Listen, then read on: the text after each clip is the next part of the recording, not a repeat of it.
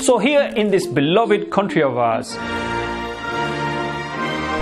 if you're looking to apply to university, then you have to go through this admissions process known as Ucas.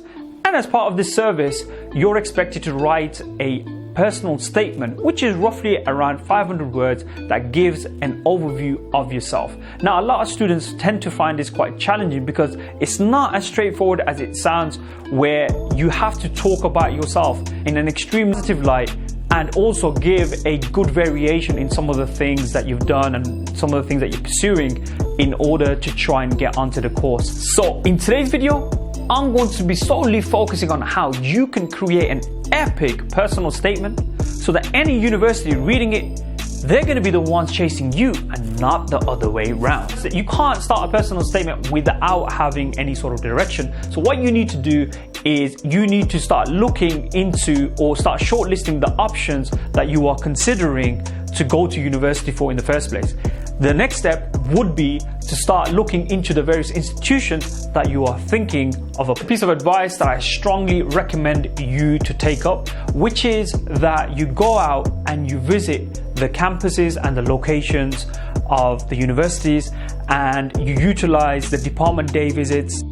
This way you'll be able to form your own perspective and get an insight into what it is that you're applying for. Don't forget that the courses that you're applying for are usually on a minimum of 3 years and can be even longer than that. You want to be making a decision that you'll be happy for the next 3 to 4 years of your life. Far too many students make the blunder of just basing their decision on pictures that they've seen online or just by reading the prospectus, by talking to people that have gone to the university and what their recommendation was. We're all different, so we will have our own different perceptions of differing places and courses. You can also then utilize this insight and this experience to put it across in your personal statement, which can give you a better edge in the application. You've gathered this useful insight. You can now go ahead and start planning for your personal statement. Now, personal statements can vary one from another depending on the course that you're applying for, what the conditions and the prerequisites of the university. So now that you've done all the background info, you now need to start writing. So where do you begin? As some of you may be aware, I am a Ucas referee and I tend to see a lot of personal statements on a regular basis.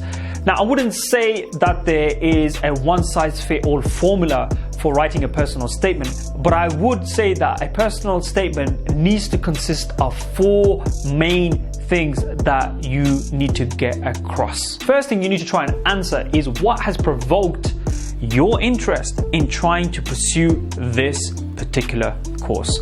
So you want to try and demonstrate a little bit of uniqueness in this and make it personal to you. So don't go and say something generic like you want to become a doctor because you want to help save lives. In that case, why don't you become a paramedic? Even if that is the case, you want to demonstrate a little bit of creativeness to try and demonstrate what has propelled you to embark upon this journey. Once you've established the motive behind what it is that you're pursuing, you now need to make a reference to what it is that you are currently doing, i.e. what it is that you're currently studying, and the various applications this has to obtaining your goal. And this is where you will try and show the various different examples, what it is that you are currently studying and how it can have benefits to your future course. So the third segment of the personal statement is what I would refer to as where you start discussing your extracurricular activities that you've been a part of. So this could be previous or current employment, it could be work experience, voluntary work, or even a program that you've been part of like the NCS or the Duke of Edinburgh Award. So here you want to start referring to some of the interpersonal skills that you've been able to acquire from these various programs. Try and make a reference in terms of how they will help you going into the future. The last segment is what I would use as a way of showing my attribution to the institution that I'm applying for. So what I would refer to how I can add value to the institution. By me being a great student or me being a great person, I can enhance the integrity of the institution that I'm applying for. And this way they can see as like it's a mutualistic relationship, that it's not all just about you taking, that you will also give back in the process and make them also look good.